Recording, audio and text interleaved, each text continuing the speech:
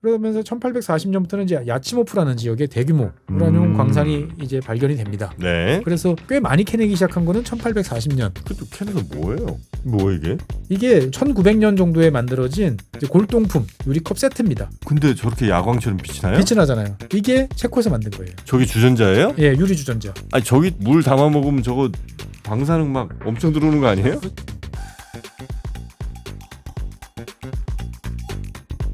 최준영 박사의 지구본 연구소, 오늘도 흥미로운 전 세계 이야기 전해드립니다. 반갑습니다, 정프로고요. 네, 최준영입니다. 네, 자 저희가 지난 시간에 체코 원전 수주에 관한 뭐 자세한 뒷얘기를 좀 들어봤는데, 이 체코 원전 얘기하다가 궁금한 것들이 하나둘씩 또 생겨나지 않았겠습니까? 네. 오늘은 그걸 또 정리를 해주신다고요. 네네. 네, 과연 체코는 왜 우리를 꼭 이렇게 선택을 했었어야 됐고 왜 프랑스는 그렇게 물을 먹어야 됐는지 많은 분들이 되게 궁금해하세요. 그러니까 네. 이제 대한민국 사람들이 신뢰가 있는 외국 나라, 그 나라는 뭔가 달라, 잘해라고 생각하는 대표적인 나라는 독일인 것 같고요.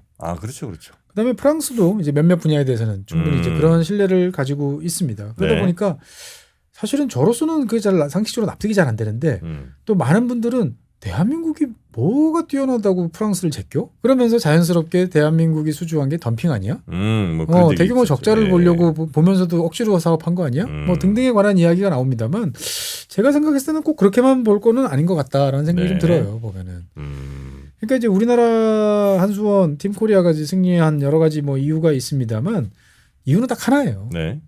어쨌든 자관 납기를 맞출 거다.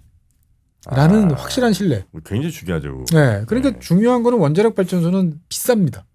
수십조 원이 들어가는 거예요. 공사 기간도 길어요. 그러니까 제일 중요한 거는 발주처 입장에서 봤을 때는 이게 제대로 끝나느냐. 왜 제대로 끝나는 게 왜 중요하냐면은 뭐 전력 생산 이런 것도 있지만 늘어지면 늘어질수록 무조건 공사비는 늘어날 수밖에 없거든요. 그렇죠, 그렇죠. 뭐 모든 수주 산업이 마찬가지입니다만 특히 건설 뭐 이런 거 같은 경우는 무조건 기간을 맞추는 게 어쨌든 자관 제일 중요한. 공기 늘어나면 뭐 이거는 공기 늘어나면 예산을 준수한다는 거는 거의 불가능한 거죠. 그러니까 이제 거기에서 사실은 프랑스 기업들이 프랑스 EDF가 신뢰를 못 줬다라고 이제 볼 수가 있겠습니다. 사실 프랑스 입장에서 봤을 때는 좀 상당히 억울하기도 하고 답답하기도 한 이제 이런 상황이에요. 프랑스는 왜냐하면은 지난 시간에 말씀드렸습니다만 사실은 유럽 내에서 EU에서 원자력이 친환경 에너지야? 녹색 에너지야라는 다툼이 이제 있었어요. 그럴 때 사실은 그 당시 분위기로만 봤을 때는 거의 이게 쉽지 않은 거였어요. 동유럽 국가들, 뭐 체코, 폴란드, 헝가리 이런 나라들이 야 원자력 집어넣어줘 라고 이야기를 했습니다만 독일을 주도로 한 소유럽 국가들은 정말 귓등으로도 안 듣는 그런 상황이 이제 연출이 되고 있었죠. 그런데 그때 이제 프랑스의 마크롱 대통령이 강력하게 드라이브를 걸었습니다. 보면은. 원전은 친환경에 들어가는 게 맞다. 그래가지고 이제 정치적으로 막 독일을 압박을 하고 막 여러 가지 논란 끝에 그래서 한 2가지 정도 조건을 달아가지고 EU 입장에서 봤을 때 원자력도 친환경 녹색 에너지다라고 돼서 아까 지난 시간에 말씀드린 것처럼 이제 그 비용에 대해서 EU가 여러 가지 승인을 해준 이제 이런 거잖아요. 그러니까 어떻게 보면은 프랑스 입장에서 봤을 때는 자기 거예요. 그래서 마크롱 대통령도 사실 올해 3월 달에 프라하를 방문을 해서 왜 갔겠습니까? 원전 세일하러 갔군요. 본인이 여러 가지 프랑스가 압력을 넣어가지고 만들어놨고 EU에서 승인도 됐어. 그러니까 가서 야 이거 누구 덕택에 너희들이 사업 시작하는지 알지? 정확하게 잘 판단해? 라고 이제 왔던 거죠 보면은. 이 와중에 근데 한국이 선정된 거는 진짜 대단하네. 그렇게 얘기 들어보니까요. 그렇죠. 근데 이제 비싸면 아무리 해주고 싶어도 너무 비싸니까. 그렇죠. 국민들을 설득해야 될 거 아닙니까 보면은. 그러니까 이를테면 대한민국 같은 경우 한국이 한 86억 5천만 달러 정도, 이 정도 제안을 했는데 이게 이제 이거보다 이제 훨씬 100억 달러를 훌쩍 넘는 가격으로 제안했다라고 그러면 이게 국민들 입장에서 봤을 때 야 굳이? 저걸 왜 하냐? 저걸 왜 하느냐라는 것도 있고요. 뒷돈 받은 거 아니야? 저거 뭐 이런 의심도 생겨나죠. 그러니까 사실 이제 프랑스 EDF 같은 경우는 비용 변동, 우리가 처음에 쟤네들하고 협의한 그 예산에 맞춰서 이것을 잘할 수 있어라는 확신을 지금 전혀 주지 못하고 있는 이제 그러한 단계다라고 이제 볼 수가 있겠습니다. 그래서 실제로 지금 한번 여기 표를 한번 보실까요? 표를 한번 보시면. 이게 프랑스 이제 원자력 업체 우리나라 때문에 한수원이죠. EDF라는 곳에서 최근에 준공했거나 지금 건설 중인 4개의 원자력 발전소를 요약을 한 거예요. 어떤 상황인지를. 보면 여기 프라망빌이라고 제일 위에 있는 예. 이 프라망빌은 이제 프랑스 예. 국내 이제 원전이에요. 예. 국내 원전인데 2007년에 시작을 해서 2012년에 준공하는 목표였어요. 그러니까 5년. 야, 좀 빠르다 싶은데 준공이 언제 됐냐면 지난달에 됐나? 예. 그럼 몇 년 지난 겁니까? 2007년 시작이에요. 예. 그러니까 12년에 준공 17년 걸렸네. 그러니까 준공을 12년에 하기로 했는데 24년 네. 됐으니까 12년 지연이에요. 그러네요. 예. 그러니까 당초에 원래 33억 유로, 네. 그러니까 한 5조 원 들여서 만들기로 했는데 실제로 지금까지 들어간 돈은 얼마냐? 132억 유로, 20조 원이 들어갔어요. 처음에 5조짜리 사업으로 시작을 했는데 20조 원 사업이 된 거예요. 그러면 4배가 더 3배가 더 들어간 거죠. 네. 그다음에 지금 영국에서 짓고 있는 힌클리 포인트 C라고 하는 요 원전도 있습니다. 보면은 요거는 이제 영국에서 하는데 프랑스 EDF가 다 사업이에요. 2017년에 사업을 합니다. 시작을 합니다. 네. 그래서 넉넉하게 이번에는 8년을 잡았어요. 그래서 내년이 원래 준공 목표였어요. 그런데 현재 지금 돌아가는 모양을 보면 이제 뚜껑 얹었어요. 아, 이제 뚜껑을 얹었어요? 네. 그러니까 실제 준공은 빨라도 29년인데 불가능할 거다라고 다들 이야기합니다. 2031년. 너무 느긋하게 프랑스 사람들. 그러니까 당초에 EDF랑 영국 정부가 이제 합의한 금액은 얼마냐? 180억 파운드. 한 네. 우리 돈으로 32조 원. 그러니까 되게 비싸게 지은 원전이 처음부터. 그런데 실제로 현재 추정 금액으로 보면 한 350억 파운드 정도. 더블 치는 거예요. 한 62조 원 들어갈 거. 네. 발전소 하나예요. 그러니까 못 맡기지. 그다음에 지금 이제 핀란드에 얼마 전에 완공을 한 게 있어요. 네. 올킬루오토라고 그래가지고 이제 유럽에서 정말 한 20몇 년 만에 처음으로 이제 3세대 원전이 이제 가동이 되는데 요것도 2005년에 시작이 됐는데 원래 2009년까지 해주기로 했다가 2022년에 완공했습니다. 네. 13년 지연이에요. 당연히 이것도 30억 유로가 100억 유로로 늘어납니다. 중국에서도 그랬어요. 중국에서도 이 타이산이라고 1일 2호기를 이제 건설하는 게 사업이 있었는데 네. 2009년에 시작해서 2015년에 완공하기로 했는데 2019년에 완공이 됐습니다. 80억 유로가 122억 유로. 그나마 이거는 그래도 한 50% 비용 상승으로 막은 거예요. 네, 양호하네. 그러니까 이게 체코 정부 입장에서 딱 봤을 때 보면 아니 얘네들은 시켜놓으면 기본으로 10년 적어도 5, 6년은 더 가는 거 감내해야 되고 비용 그냥 더블 예상해야 되는 거예요. 근데 어쨌든 대한민국 같은 경우는 UAE에서 네. 4기 건설해주기로 한 거를 일단 공기를 다 맞췄어요. 비용도 뭐 여러 가지 이야기들이 있습니다만 대체적으로 봤을 때 뭐 그 정도면은 합리적인 수준에서 막았다라고 이제 볼 수 있는 거죠. 특히나 사실 UAE 같은 경우는 산업 기반이 없어요. 그러니까 좀 심하게 말씀드리면은 그 레미콘 철근까지 다 수입해야 되는 거예요. 아, 그래요. 예. 예를 들어 레미콘 뭐 이런 거 뭐 철근 막 수입하고 하다 보면 이거 옮기는 것도 사실 굉장히 큰 그렇죠. 일이잖아요. 어디서 삐끗하면은 이제 문제가 되는 거니까. 네. 그러다 보니까 이제 이 프랑스를 못 믿겠다라고 이야기를 했는데 그러면 한때 잘 나가던 프랑스의 EDF 유럽에 있는 원자력 발전소 상당수는 EDF가 지었거든요. 아, 그래요. 얘네들이 왜 이렇게 됐느냐 여기에 대해서 이야기를 좀 해봐야 되는데 네. 이 그래프가 또 많은 것을 설명해 줍니다. 뭡니까 이게? 이게 프랑스 국내 네. 매년 원전이 몇 개씩 만들어졌나. 아. 그러니까 프랑스 같은 경우는 이제 오일 쇼크 이후부터 집중적으로 이 원자력 발전소 건설에 나섭니다. 몇 년도예요? 이게? 그래서 이게 지금 화면을 키워서 보시면 1980년대 70년대 후반서부터 이게 완공이 되기 시작을 해요. 네. 그래서 78년 2개, 79년 3개, 80년 6개, 81년 8개 어마어마한 스피드로 짓습니다. 아니 저 때는 막 1년에 막 몇 개씩 줬어요. 네, 몇 개씩 완공되는 거예요. 그래서 지금 56개가 있는 거예요. 야. 82년 한 해 잠깐 쉬고 그다음에 5개, 5개, 5개, 4개, 4개, 4개, 야. 2개. 그러니까 지금 이제 2개 정도로 떨어진 게 1989년이에요. 그러니까 이렇게 많이 지으니까 당연히 노하우 막 쌓이죠. 되죠. 그다음에 공기 조절 다 할 수 있죠.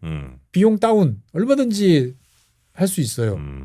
엔지니어들 여기서 저쪽 완공되면 저쪽으로 보내서 일시키면 돼요. 네. 그랬는데 이것이 언제 끝났냐? 1992년에 2개를 짓고 그다음에 94년 하나를 짓고 없습니다. 그러다가 2000년에 2개를 완공하고 2002년에 2개가 완공돼요. 2002년 우리 월드컵 축구할 때. 네네네. 그러고 난 다음에 그래프를 쭉 보실까요? 없어요. 쫙 없습니다. 그러다가 2024년에 올해 아까 말씀드렸던 여기 이제 있었던 플라망빌이라는 원전이 이제 만들어진 거예요. 2024년에. 그러니까 이게 무슨 말이냐? 20년 동안 자관 원전을 완공시켜 본 적이 없어요. 물론 이제 해외에서 뭐 핀란드라든지 이런 데서는 있습니다만 중국이라든지. 그러니까 이게 무슨 일이든지 많이 하고 자주 하고 규칙적으로 하면 노하우도 쌓이고 그렇죠, 그렇죠. 비용 단가도 낮아지는 거는 수주 산업에 다 똑같잖아요. 그래가지고 우리가 발주 넣을 때도 누가 다른 나라가 발주 넣을 때 같이 넣으면은 당연히 비용 떨어지잖아요. 네. 근데 EDF는 자관 지금 이런 게 없는 거예요. 더더군다나 걱정스러운 뭐냐면은 EDF는 지금 해외 수주 받아놓은 게 없어요 이제. 아 그래요? 네, 지금 영국에 짓고 있는 거, 그거 빼고 나면 없어요. 인도에서 지금 6개 짓는 계약을 협상을 하고 있는데 지금 협상만 10년째예요.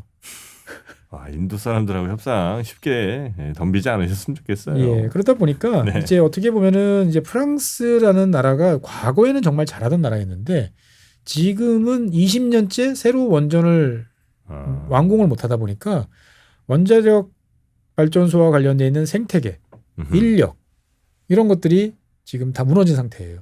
그래서 사실 작년인가 재작년인가 이 원자력 발전소 프랑스 원자력 발전소들 중에 막 이 누수되는 게 많아서 난리가 났어요. 원자력 발전소에 누수가 와요? 네, 이 배관들이 새인 거예요. 아이고야. 이게 뭐 한두 군데가 아니라서 그래서 그게 작년에 이제 막 또 그거 가동하느라고 그 저기 정비하느라고 가동을 못 해가지고 난리가 났었는데 그 당시 그러면 이걸 용접을 해서 떼워야 되잖아요. 네. 할 사람이 없어요. 다 은퇴해가지고 할아버지가 되셔가지고 그래서 결국은 EDF가 미국에서 사람을 데려옵니다. 미국이요? 네. 인건비 너무 비싸지 않나? 비싼데 사람이 없으니까. 와. 그래가지고 실제로 지금 미국 프랑스 원자력 잠수함 이거 같은 경우도 다 할아버지들이 지금 용접을 하고 있어요. 유지 보수 이런 것들은. 네. 이제 그런 상황이다 보니까 잘 안 된 거다라고 이제 보시면 되겠습니다. 네. 근데 그 체코에 왜 뭐 15만 원 톤 정도의 이게 우라늄 매장량이 있다고 하셨잖아요. 예. 요거는 어디 뭐 체코 땅 밑에 그렇게 우라늄 많이 있으면 이거 방사선 같은 거 자연 방사선이 꽤 있어요. 피폭 좀 많이 되지 않나? 네, 그러니까 이제 뭐 건강에 문제 있을 정도는 아닌데 원래 많고 그래서 이제 체코에 이제 보면 체코 그러면 생각나는 게 뭡니까?라고 그러면은 보통 이제 프라하, 그다음에 또 맥주, 그다음에 뭐 있냐라고 하시는데 그 낭만의 상징 보헤미안. 보헤미안이라는 게 체코 이제 서부 지역의 명칭이에요. 아 그래요. 네, 근데 이 보헤미안 지역 같은 경우는 세계 평균보다 한 6배에서 최대 20배까지 많은 우라늄이 깔려 있어요. 예, 그러니까 나라가 그냥 우라늄 위에 있는 나라 중에 하나가 체코다라고 이제 볼 수가 있겠고 그러다 보니까 이제 오래 전부터 이 우라늄을 캐냈다라고 이제 볼 수가 있겠습니다. 네, 언제부터 캔 거예요, 그래서? 그러니까 이제 19세기 초반서부터, 그러니까 1820년 이때부터 크루슈네, 뭐 크루오네, 뭐 이렇게 부르는 요 지역에서 이제 채굴을 주로 했는데 그러면서 1840년부터는 이제 야치모프라는 지역에 대규모 우라늄 광산이 이제 발견이 됩니다. 네. 그래서 꽤 많이 캐내기 시작한 거는 1840년. 그것도 캐내서 뭐예요? 뭐 했었냐? 네. 일단은 여러분들이 아실 만한 거는 첫 번째로는 위인전 보면은 꼭 읽어보시는 나오는 등장하시는 여성 과학자 퀴리 부인. 퀴리 부인이 이제 뭐 폴로늄, 라듐 이런 거 발견했잖아요. 네. 그때 어마어마한 광산을 쌓아놓고 이거를 막 그 독한 화학약품에 막 녹이고 했는데 그 광석이 다 어디서 왔느냐? 여기서 온 거예요. 체코에서. 예. 그래서 그거를 이제 피치 블렌드라는 거 원료를 가지고 그걸 만들어낸 것도 있고요. 우라늄은 도대체 뭐에 썼냐? 캐내가지고 이 과학 실험용으로 쓰는 게 아니고요. 유리 착색제로 썼어요. 유리 착색에 우라늄을 써요? 예. 유리에다가 이런저런 요소를 넣으면은 뭐 어떨 때는 이런 색, 저런 색 이렇게 색이 나는데 그 중에 대표적으로 쓰는 게 우라늄이었어요. 그래서 이게 이제 우라늄을 얼마나 넣느냐에 따라 가지고 뭐 노란색도 나고 초록색도 나는데 지금 화면 한번 보실까요? 뭐 이게? 이게 19세기 그러니까 20세기 초반 그러니까 뭐 1900년 정도에 만들어진 이제 골동품 유리컵 세트입니다. 근데 저렇게 야광처럼 빛이 나요? 빛이 나잖아요. 이게 체코에서 만든 거예요. 저게 주전자예요? 예, 유리 주전자. 아니 저기 물 담아 먹으면 저거 방사능 막 엄청 들어오는 거 아니에요? 그렇지는 않습니다. 아 그래요? 예. 그래서 이게 이제 실제로 보면은 이제 이 당시에 하니까 이게 보면은 지금은 이제 일부러 밤에 잘 보이도록 좀 과장해서 자외선을 좀 비추면서 이렇게 한 거고요.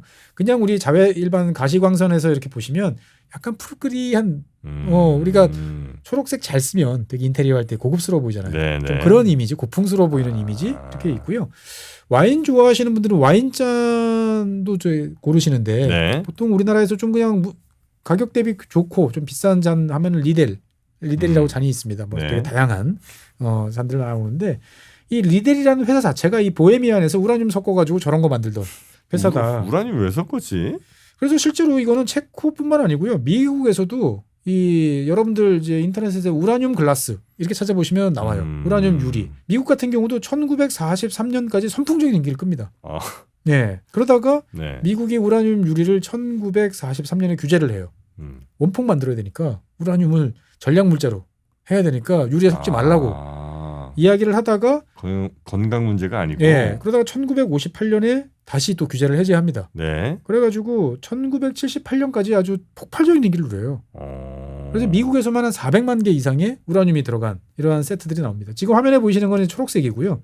요렇게 노란색으로도 나옵니다. 금 아니 황금? 황금인 것 같죠? 네. 우라늄이에요. 그래요? 네, 그래서 상대적으로 노란색 우라늄 유리가 조금 더 방사선이 많고 그 다음에 초록색이 그거보단 낫다. 네. 라고 이야기는 하는데 일단은 대부분 다 이미 이제 그 감손이 다 이루어진 상태이기 때문에 뭐 건강상 문제는 없다. 네. 라고 이야기는 이제 하고 있어요. 약간 찝찝할 것 같은데. 약간 찝찝하는데 잠깐 이런 거 보면 그래도 되게 이쁘잖아요. 보면은. 이쁘하네요. 그렇다고 색이 바래지도 않아요. 네. 그러니까 어떻게 보면은 원래 우라늄이라는 것은 네. 이제 이런 용도로 그래서 19세기 때부터 그 체코에서는 유리 착색제로 사용이 됐고 그래서 이미 이제 유럽 대륙에서 유일한 알려진 우라늄 광산인 거죠. 네. 그럼 그걸 그때 당시에는 그럼 우라늄 캔 걸로 저렇게 유리그릇도 만들고 네. 뭐 연료 이쪽으로 생각할 생각은 전혀 못했고요. 전혀 못하고 있다가 네. 이제 20세기 들어오면서부터 네. 뭔가 핵 분열 이런 게 나오면서 이제 저게 되게 중요하네라고 생각을 한 거죠. 그러니까 이제 2차 세계대전 때 전쟁이 사실 터지기 전에 이미 체코슬로바키아는 이제 그 독일군이 네. 점령을 했는데 점령하자마자 이 우라늄 광산을 장한 독일군이 이제 딱 틀어주고 개발을 합니다. 그래가지고 이제 막 그 생산량도 늘리고 기계화 작업도 막 해놨는데 네. 이번엔 소련군이 이제 우르르 들어오죠. 네. 네. 그러면서 이제 이걸 장악을 이제 하게 되는 거죠. 그러니까 사실은 우라늄을 가지고 핵폭탄을 만들자라고 했을 때 전 세계 그 우라늄 매장이 네. 광산이 3개 있었어요. 전 세계 네, 알려진 게 네. 캐나다에 하나, 네. 콩고 민주공화국에 하나, 그 다음에 요 야치모프라고 하는 체코에 하나. 그래요? 그러니까 미국이 캐나다하고 콩고는 딱 통제를 하고 있었는데 유일하게 미국이 통제하지 못하는 이제 우라늄이 유럽 대륙에 있던 이 야치모프라고 하는 체코 광산이었던 거죠. 네네네. 그때 당시에 캐넨 뭐 여러 우라늄 같은 걸로 저런 유리 제품도 만들고 뭐 나름 이제 좀 쓰다가 이제 나중에 원자력 발전 혹은 뭐 핵무기 뭐 이거 하면서 이제 급속도로 많이 찾아내게 된 거군요. 그렇습니다. 그러니까 이제 필요가 있으니까 막 찾아낸 건데 네. 일단 소련 입장에서 봤을 때는 미국이 먼저 핵무기를 개발했잖아요. 미국 핵무기 만들고 어떻게 만드는지는 다 스파이를 통해서 알고 있었는데 중요한 거는 이제 우라늄이 있어야 되는 거예요. 네네네. 그래서 이제 그 넓고 넓은 소련 영토에 있죠. 있기는 있는데 그거 언제 찾아서 개발하느냐. 네. 여기 알려진 체코에 있는 저거를 빨리 장악해야 된다. 그래서 1945년 9월 달에 전쟁이 끝나자마자 득달같이 소련군이 달려와가지고 이 지역을 점령을 합니다. 예, 그래서 이 지역을 점령을 한 다음에 당시 체코 정부한테 너희들 해방시켜줬으니까 여기서 나는 우라늄 다 내놔. 라고 이야기를 합니다. 보면은. 그래서 다 가져갔어요? 그래서 그 1945년 11월 23일 날 이제 양국이 협정을 체결을 해요. 체결을 해서 전체 채굴량의 최대 90%까지는 소련이 가져간다. 소련이? 예. 가져가는 그 가격은 알아서 정한다. 근데 사실 원래 100% 다 가져가려고 그러던데 체코 정부가 아니 형님들 이걸 다 가져오면 어떡합니까? 원래 우리 건데. 그렇긴 하죠. 아니 고스톱도 치다가 이러면 개평도 주고 하는데 이것도 좀 남겨놓고 가셔야 되는 거 아닙니까? 그래서 일단 10%. 10%? 최소 10% 너희들 줄게. 채굴한 양에. 이러면서 이제 일단은 봉합이 좀 됐어요. 봉합이 된 거죠 보면은. 그러니까 이제 소련 입장에서 봤을 때는 빨리 여기서 이제 최대한 많이 캐서 빨리 이제 핵폭탄을 만들어야 되니까. 근데 보니까 이제 체코 이 사람들이 와서 일하는 거 보니까 마음에 안 드는 거예요. 그래요. 러시아가 올 때. 네. 아니 왜 8시간만 일하고 재워? 밥은 왜 줘? 러시아 빡세게네. 네. 그래서 소련이 안 되겠어. 우리가 더 인원 집어넣을 테니까 우리가 알아서 할게. 누굴요? 독일군 포로. 정치범. 마구마구 투입해가지고 24시간 잠도 안 재우고 이제 막 채굴을 시킵니다. 보면. 네. 그래가지고 이제 막 생산량이 막 팍팍 올라가는 거죠. 이제. 그런데 이제 시간이 이제 지나면서 1960년대 되니까 이제 카자흐스탄이라든지 이런 지역에 훨씬 더 많은 이제 우라늄 그다음에 채굴 이런 것들이 시작이 되면서부터 이제 소련 입장에서 봤을 때 체코산 우라늄 우리가 아주 급할 때 요기량에 썼는데 아야 이제 비싸 너희들 거 이런 식으로 이제 좀 입장이 바뀌게 됩니다. 보면. 그래서 이제 체코에 있는 우라늄은 그러면 이제 서서히 이제 사라지게 된 거고. 그래서 소련으로 안 가고 그냥 예. 체코에 쌓이게 된 거죠. 체코에 쌓이게 된 거예요. 예. 그럼 이제 그거는 체코가 나중에 잘 개발만 해서 이제 원자력 발전에 쓰이면 뭐 괜찮은 거네, 그거는. 그렇죠. 그래서 네. 체코는 전쟁이 끝나자마자 네. 원자 폭탄이라는 걸 봤잖아요. 그리고 이거 우라늄에서 나온다는 걸 알고 우리 우라늄 저기 산처럼 쌓여 있어. 솔직한 얘기로 체코 같은 경우는 앞서 지난 시간에 말씀드렸다시피 유럽에서도 아주 발달한 공업 국가였어요. 천재적인 과학자나 이런 사람들이 없었을 따름이지 네. 뭐 물건을 만들고 잘 만들고 하는 건 탁월한 기술이 있었던 거죠. 소련만 아니면 잘하면 여기 저 핵무기 자체 개발했겠네, 그죠? 예, 그래서 실제로 1940년대 후반서부터 네. 이 원자력과 관련돼 있는 연구를 시작을 합니다. 겁는 살림을 쪼개가지고. 그래서 1955년부터는 프라하의 이제 대학에다가 원자력과 관련돼 있는 과정을 만들고 네. 핵연구소도 별도로 설립을 이제 하게 되는 거죠.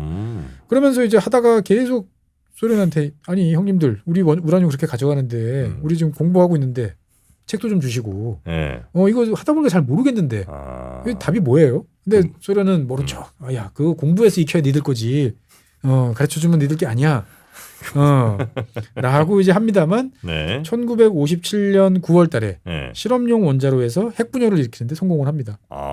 세계 9번째예요. 되게 빠르네요. 되게 빠른 거예요. 그러니까 많은 분들이 체코 그러면 그냥 맥주나 마시고 옛날 이제 그 축구나 보고 프라하 성이나 이제 보는 그런 나라 아닙니다. 원래 이 제조업 강국인 그런 나라였던 거죠. 보면은. 그래요. 그래서 이제 실험용 원자로 딱 되니까 야 이제 하면 되지. 그래서 야 우리가 그렇다고 원자폭탄을 만들기에는 이건 발전이다. 전기를 만들자. 네. 예, 그래서 1950년대 중반, 60년대 되면서부터 이제 자체 원전을 만들기 위한 기술력, 그 다음에 엔지니어 이런 기반들을 상당 수준 이제 구축을 합니다. 네. 그래서 1960년대쯤 되고 60년대 말이 되니까 이제 중수로 가스 냉각 중수로 지금은 없어진 방식이 안 쓰는데 이것을 이제 만들어서 A1이라는 이름의 이제 원자로를 만드는데 성공을 합니다. 지금의 이제 슬로바키아 지역에 이제 만들어 놓는 거죠. 그러니까 이쯤 되니까 사실은 소련이 좀 도와줬어요. 저 자식들 그냥 알아서도 하겠다. 차라리 그럴 땐 좀 도와주는 게 그렇지만 차라리 도와주는 게 낫다. 라고 이제 해서 세부적인 설계는 소련이 하고 실제 제작은 이제 체코가 했는데 이게 해보고 나니까 전기를 만들어지는데 생산량 자체가 적고 그래요? 생각보다 이게 유지 관리 운영이 힘든 거예요. 예, 그러니까 야 이건 좀 어렵다라고 이제 고민하고 있으니까 소련이 옆에 와서 이야기를 하는 거죠. 야, 거봐 안 된다고 그랬잖아. 그거 말고 우리가 지금 전력용으로 만든 대규모 가합형 경수로 VVER이라는 게 있어. 이거 갖다 써라. 이거 같이 하자.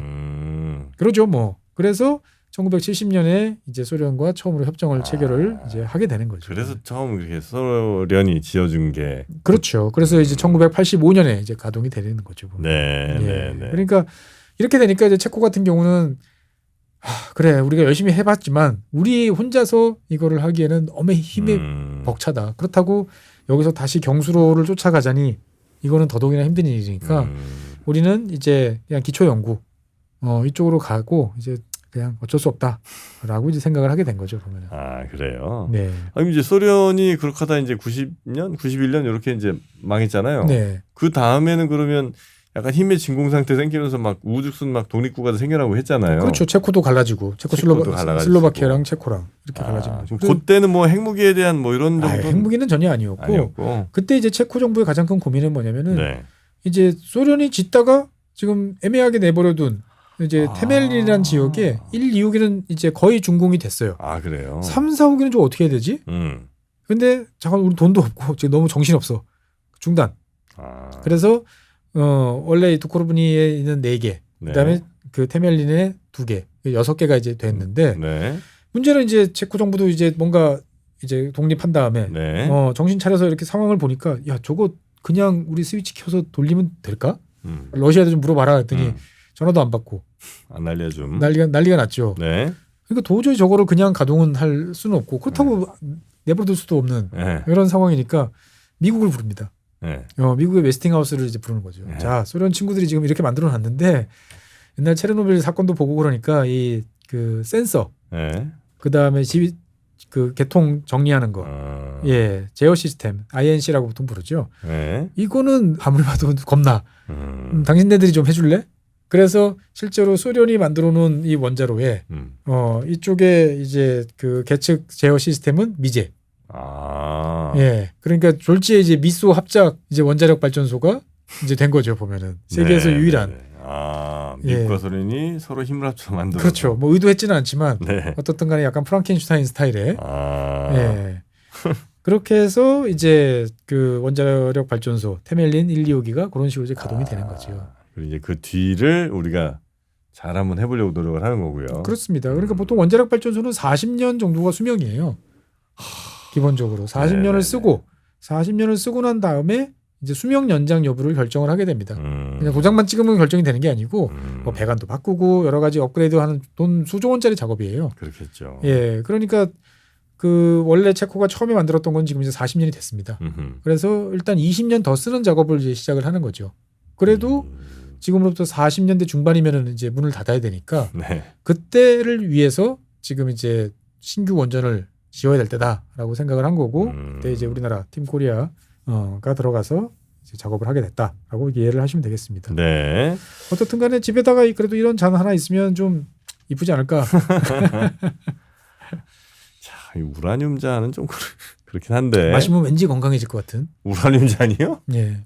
이름부터 너무 무시무시하지 않아요? 실제로 지금 체코에는 그래서 라듐 탕이 있어요. 라듐 탕? 예, 원전 그 방사선 물질 섞은 탕에 이렇게 들어가서 이제 회복하는 뭐 이런 탕도 있습니다 보면은. 거기에서 관심 있으신 분들 한 번씩 가보시면. 올버린이 거기서 나온 건가? 네, 하여튼 체코의 이번 원전 수주 우리나라가 또 잘 해냈고 뭐 거기엔 또 우리나라도 나름의 역사가 있었고 체코도 나름의 또 역사가 있었던 것 같네요. 네. 프랑스는 왜 안 되나라는 얘기까지 같이 해봤습니다. 네. 자, 그러면 오늘은 여기서 마무리하고 또 재밌는 흥미로운 전 세계 이야기, 글로벌 이야기는 우리 최준영 박사님께 계속해서 이어 듣도록 하겠습니다. 법무법인 율촌 최준영 박사님 오늘도 고생 많으셨습니다. 고맙습니다. 네, 감사합니다.